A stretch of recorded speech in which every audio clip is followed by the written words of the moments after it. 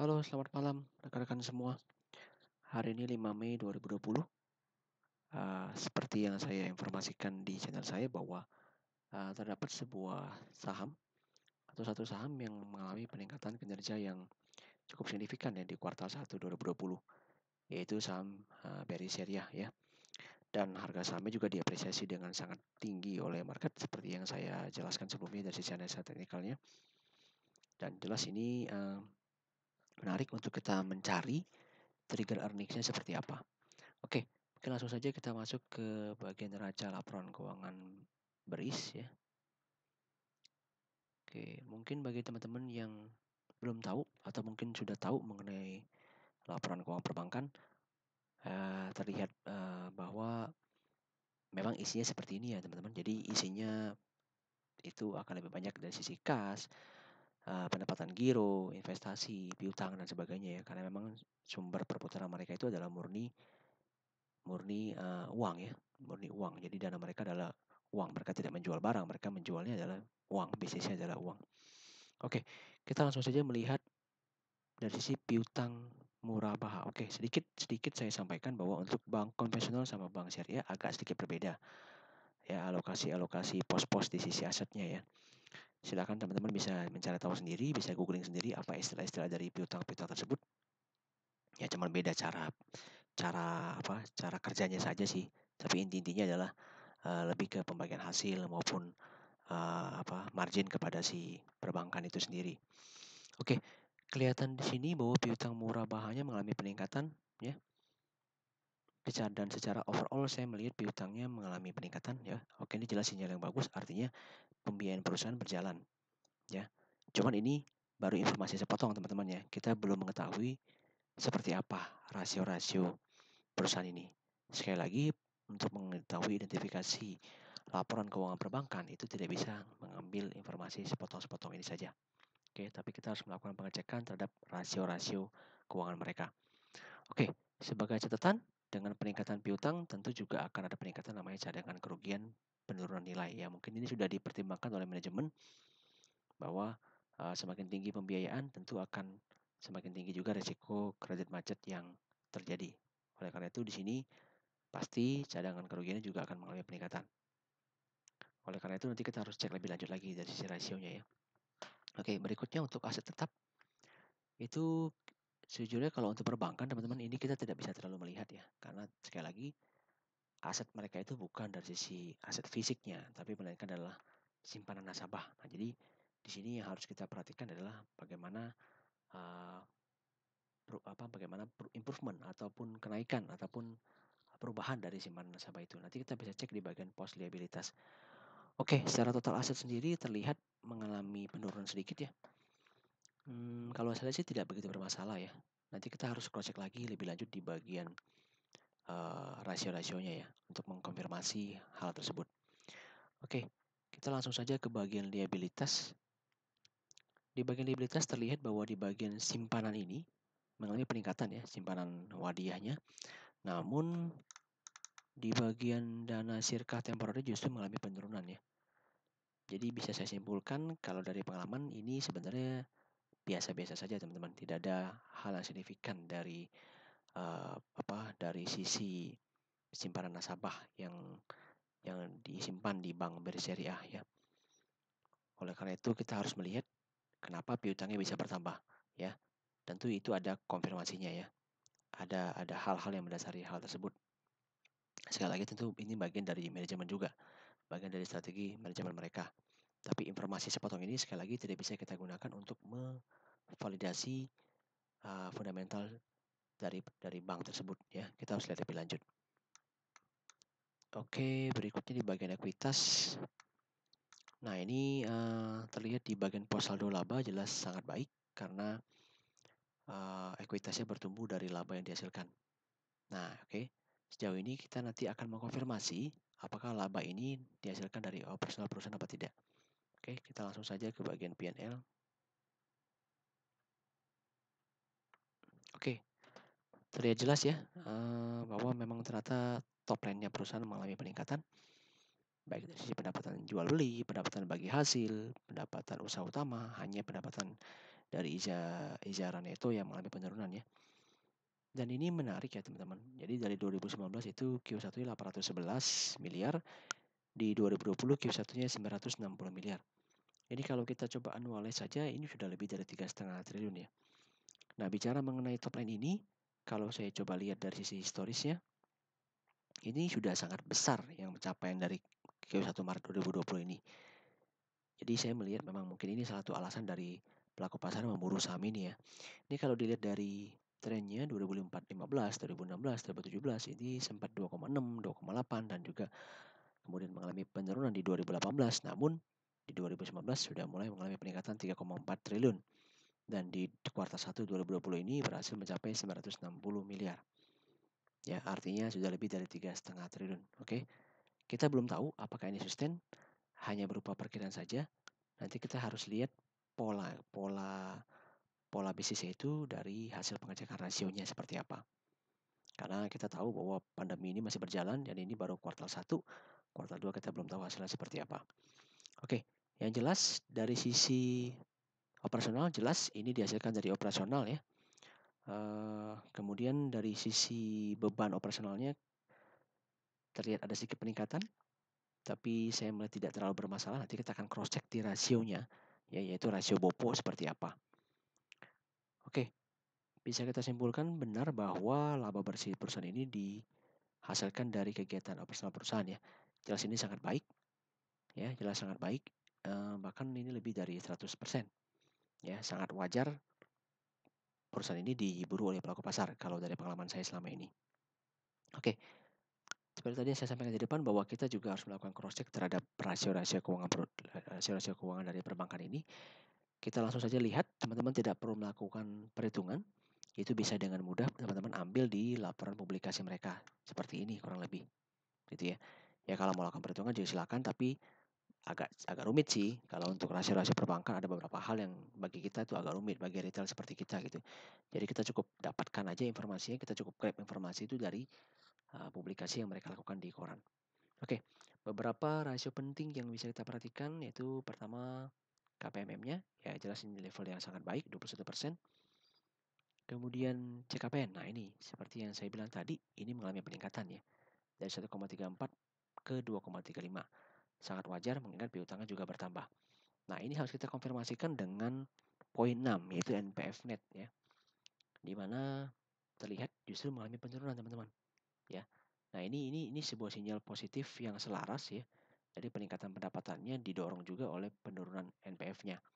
Ya, artinya kolektibilitas dari pembiayaannya Pris ini jelas baik ya, sehingga CKPN yang mereka lakukan itu berpotensi untuk tidak terlalu tinggi. Ya, ini yang mesti kita cermati ya, ini sebuah sinyal positif. Dengan adanya kondisi seperti ini, maka kemungkinan besar di kuartal berikutnya itu CKPN mereka harusnya tidak terlalu tinggi, tidak perlu bertambah lagi gitu. Saya trennya tidak akan bertambah terlalu tinggi. Oke, nomor 8 kita juga melihat hal yang menarik ya, dari ROE-nya bertumbuh dari 2,54 menjadi 6,3. Jelas ini sangat besar pertumbuhannya dan ini jelas bagi sebagian investor itu menjadi yield yang menarik ya jika menanamkan dananya di perusahaan beres ini. Oke, rasio net imbalance juga mengalami peningkatan. Ini seperti net interest margin ya pada bank konvensional. Nah, dari sini selaras nih, kita bisa konfirmasikan bahwa memang pendapatan yang diperoleh perusahaan ini benar-benar disumbangsi dari kegiatan operasionalnya ya. Terlihat dari rasio NI-nya yang mengalami peningkatan. Jadi, kalau terus bisa dipertahankan, maka seharusnya pendapatan BRIS juga akan terus bertumbuh. Oke, tadi dari sisi BOPO, nah ini interesting ya, karena ternyata malah mengalami penurunan. Tadi kan kita lihat dia mengalami peningkatan teman-teman ya. Tapi untuk mengukur efektivitas operasional perusahaan itu tidak bisa seperti itu, khususnya perbankan gitu. Jadi kita harus lihat improvementnya bagaimana. Misalkan gini, perusahaan itu melakukan pembukaan cabang, penambahan pegawai. Nah, kalau ternyata pembukaan cabang dan penambahan pegawai itu ternyata memberikan kontribusi revenue yang jauh lebih besar dari biaya yang mereka keluarkan, jelas itu efektif kan. Dan ini terbukti. Pendapatan meningkat, tapi beban personal justru rasionya menurun, artinya efektif. Mereka melakukan penambahan sumber daya, mereka melakukan penambahan atau cabang dan sebagainya itu efektif. Ya, jadi sejauh ini sangat baik. Oke, yang sangat menarik dari awal adalah poin nomor 13 ya.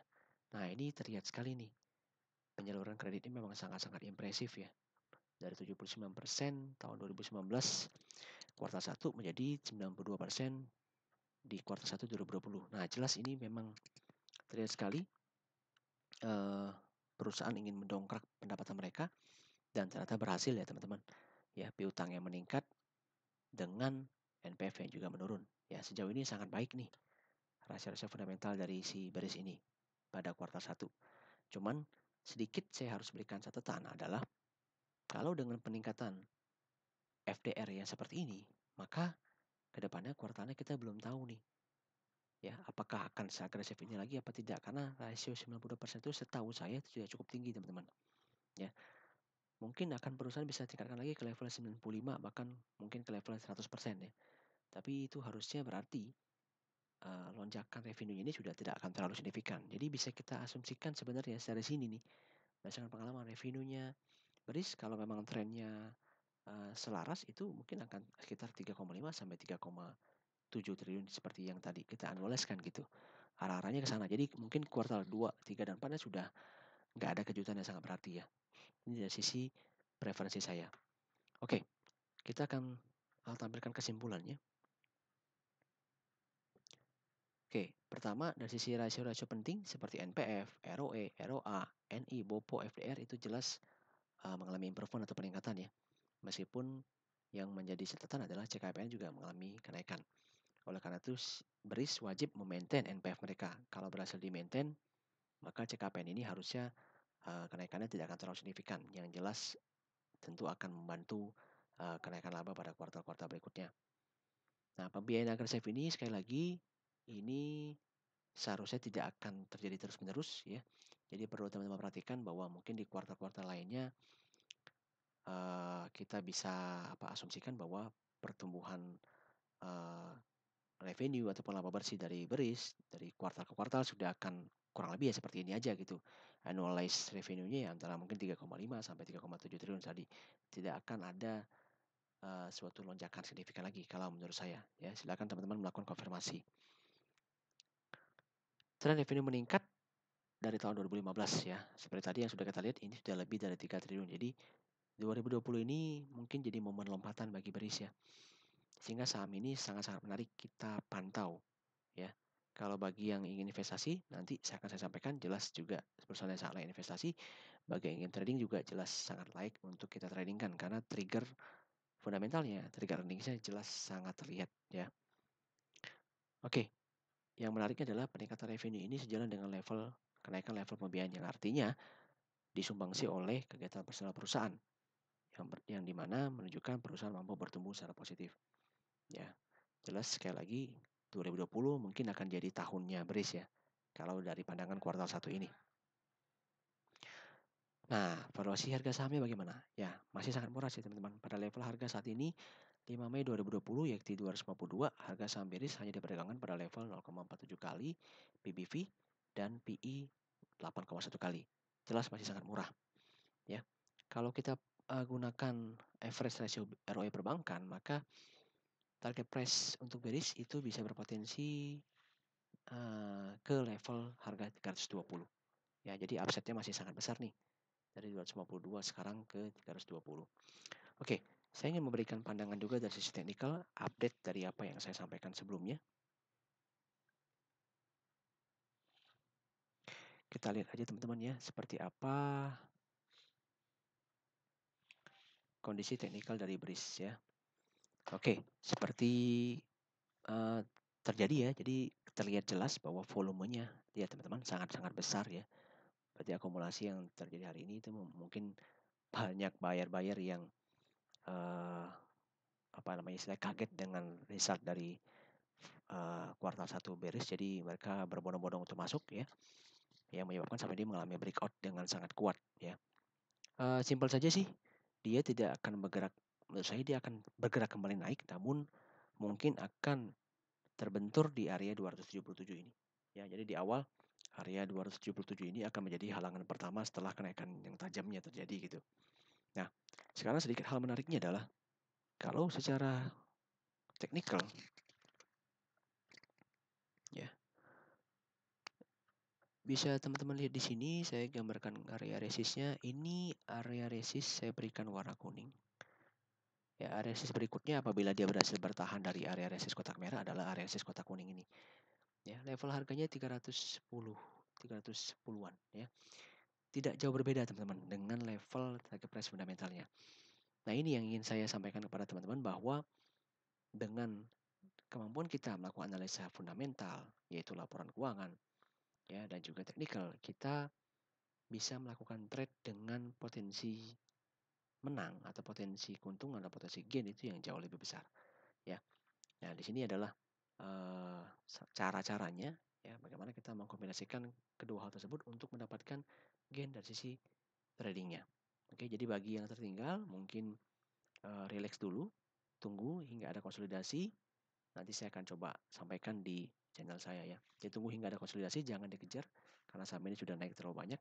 Kita akan mencari peluang entry berikutnya jika memang diberikan. Ya, tapi jelas saham ini memiliki trigger earnings ya berdasarkan hasil kuartal 1 2020 sehingga secara tone ini akan positif ya kalau market kita normal. Oke, demikian analisa dari saya. Semoga bermanfaat. Selamat malam. Terima kasih.